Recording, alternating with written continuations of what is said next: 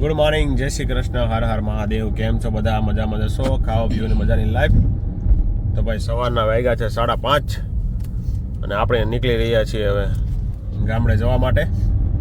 અને આપણે જવાના છીએ પૂન ગામના રસ્તા તરફથી. તો બ્લોગમાં છેલ્લે સુધી જોડાયા રહેજો. પૂન ગામનો રસ્તો કેવો છે ટ્રાફિક વાળો એ તમને હું બ્લોગમાં આગળ જણાવીશ. તો ચાલો. આ તમને બ્રિજ દેખાય છે ને, એ એક્સપ્રેસ હાઈવે છે. એટલે આ રીતે ડબલ લાઈન ન કરો તો વધારે સારું, ટ્રાફિક ન થાય. જો આ ટ્રાફિક થઈ ગઈ, પાછળ જો આવી ગયા છે ડબલ લાઈનમાં.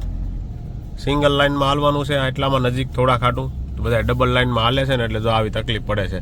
બાકી જો આ એક્સપ્રેસ હાઈવે ચડવા માટે આ પૂનગામવાળા રોડ ઉપરથી ખાલી રાઈટ સાઈડ લેવાનું છે. હવે આ પુલ આવે ને હાઈવે ઉપર, ત્યાંથી જ વળવાનું, વચ્ચે ગામમાં જવાનું આવશે પૂનગામથી અંદર, ત્યાં ન જવું.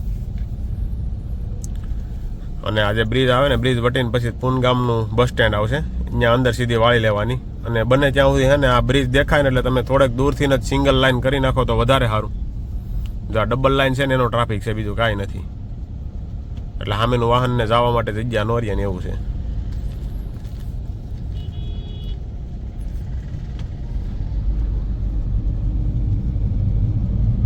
ઓલી સામેની લાઈન વાળાને ક્યાં જવું? પછી આમાં ટ્રાફિક થાય જ ને. ટ્રાફિક થતો નથી, પણ જો આ એક બીજો આગળ આવ્યો, જોયું? ટ્રાફિક બધા આવા કરે છે. 3 લાઈનો છે ભાઈ. આ પટ્ટા વ્હાઈટ પટ્ટાની આ બાજુ રહ્યો તો કઈ વાંધો આવે? જો 3 લાઈન કરી દઈએ તો ક્યાંથી ભેગું થાય? આમાં ટ્રાફિક છે સમજાવવા પડે એમ છે ભાઈ બધાને.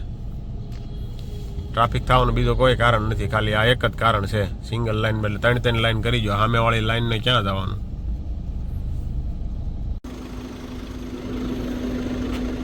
અહીંયા બ્રિજ ચડે ને ત્યાં સુધીનો ટ્રાફિક છે. સિંગલ સાઈડ છે ભાઈ ચડવાનો ટ્રાફિક.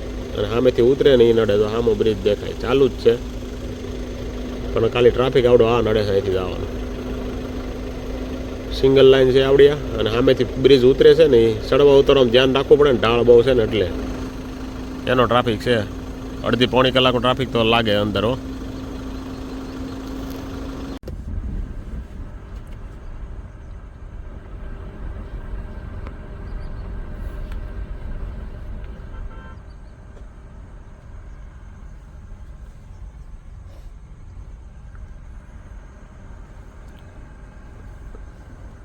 એક્સપ્રેસ ચડવા માટેનો ભાઈ ટ્રાફિક છે. કલાક જેવો ટ્રાફિક છે. અંદર વળીને પછીનો કલાકનો ટ્રાફિક છે ભાઈ. કારણ કે આમ ચડવામાં થોડુંક કેવડાવે છે ઓલા પણ, અને સામે ઉતરવાવાળા છે ને એ નડે છે. એટલે જો ભાઈ પૂનગામથી આવતા હોય તો જેમ મોડા પડો એમ વધારે ટ્રાફિક થતો જાય છે. 5-6 વાગે સવારમાં પહોંચી જાવ તો ટ્રાફિક ઓછો નડશે. બાકી તમને ટ્રાફિક નડશે 2 કલાક તો મિનિમમ. ભાઈ પૂનગામથી તમે હાલતા હોય ને તો આ એક્ઝિટ પાસે છે ને, પૂનગામ એક્ઝિટ એન્ટ્રી વાળો જે રસ્તો છે ને, ત્યાં કલાક તો મિનિમમ તમારે ઊભું રહેવું જ પડશે.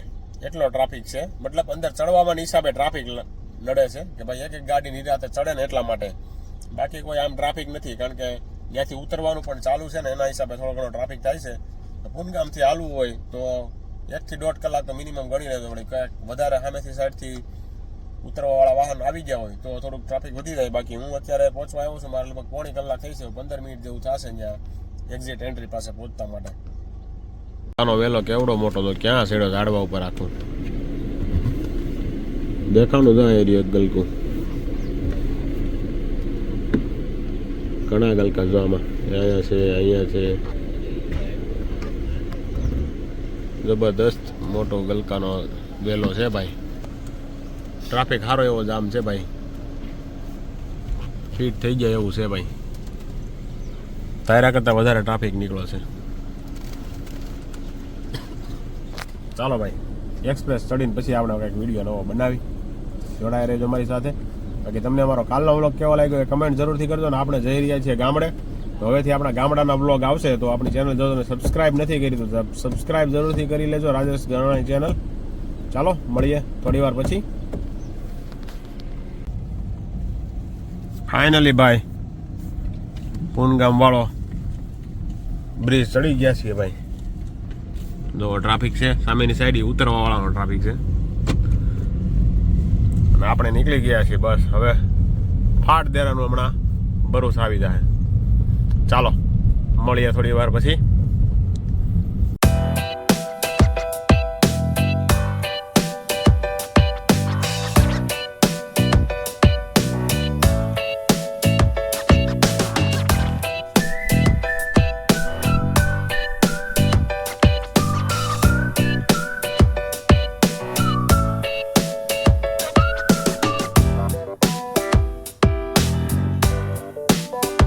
વાસદથી નીકળી ગયા છીએ અને હવે જઈએ છીએ બગોદરા તરફ. અને જતા હોય ને તો રસ્તામાં એવું જ લાગે આખું કાઠિયાવાડ આખું હેલું જતું હોય ને એવું લાગે ભાઈ.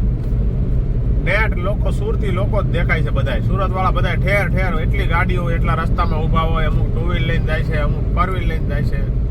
રસ્તામાં બધા ઉતરીને નાસ્તા પાણી બધાની હવની ચા ભાખરી બટેકા પૌવા પરોઠા જે બને હોય એ બધા ખાતા ખાતા જાય છે.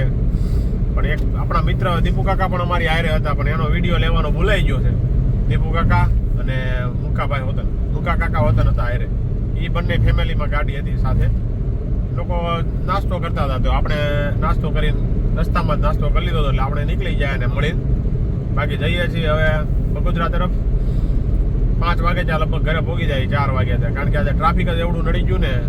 પેલો પૂનગામ 2 કલાકનું ટ્રાફિક નડી ગયું પૂનગામ કારણ વગરનું. એની કરતાં ભાઈ આમ અંકલેશ્વર ભરૂચથી આખી લેવી સારી ગાડી.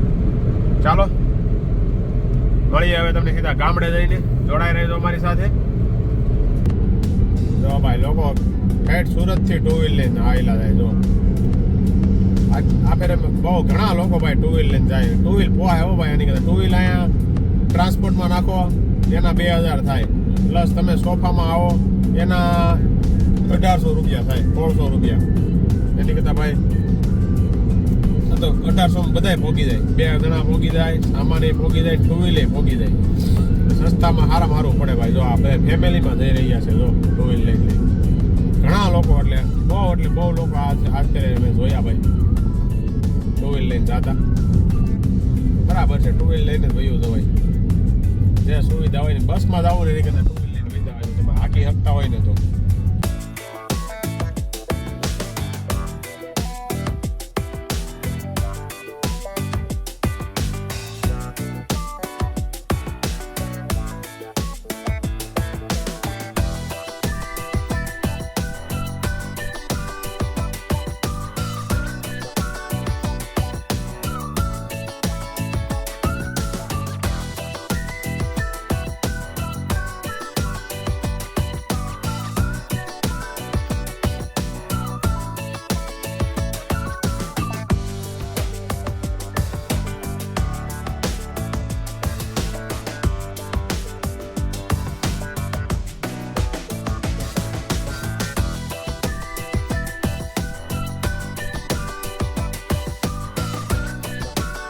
ફાઇનલી ભાઈ આપણે ઘરે પહોંચી ગયા છીએ. કોણ તૂટી ગયો? એ તૂટેલો જ છે જી. હેલો હાલો ભાઈ સામાન કાઢવા માંડો.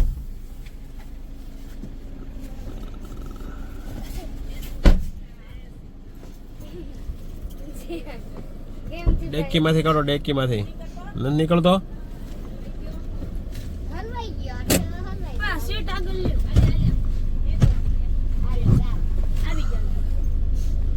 નીકળી ગયો.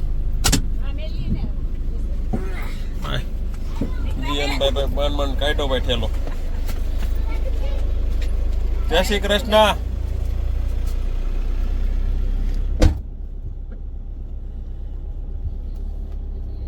આવો આવો ખેડુ આવો. ખેડુ આવી ગયા છે ભાઈ. વહેલા આવો અત્યારમાં. આ ખેડુ આવે, આ ખેડુ બહુ વહેલા આવતા રહ્યા ભાઈ. 4:45 માં ઘરે આવતા રહ્યા છે. એલા તમે રા પાકવા જો તો એમને.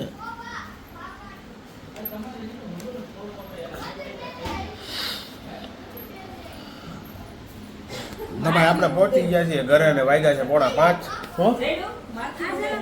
માખ્યું નથી, મસરા આટા મારે છે કેવડા કેવડા. ગામડે મસર થઈ ગયા છે ભાઈ. ચાર્જર ભૂલાઈ ગયું છે આપણા ફોનનું. સુરત ને સુરત એટલે થોડું તકલીફ પડવું છે. હવે આવું થયું છે ભાઈ. એ પાકું ભૂલાઈ જ ગયું છે. કાંઈ વાંધો નહીં, હાલો કંઈક જુગાડ કરવો તો હવે. હા તો એક માં જીતો તો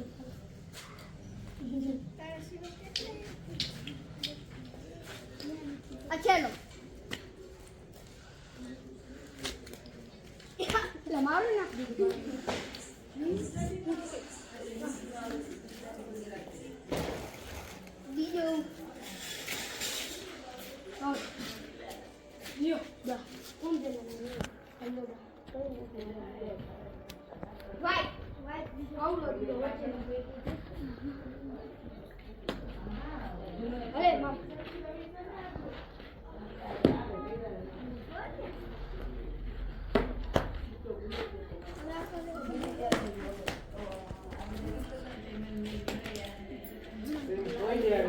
અલી ગયો તો બહાર નીકળ્યો બીજે લાગો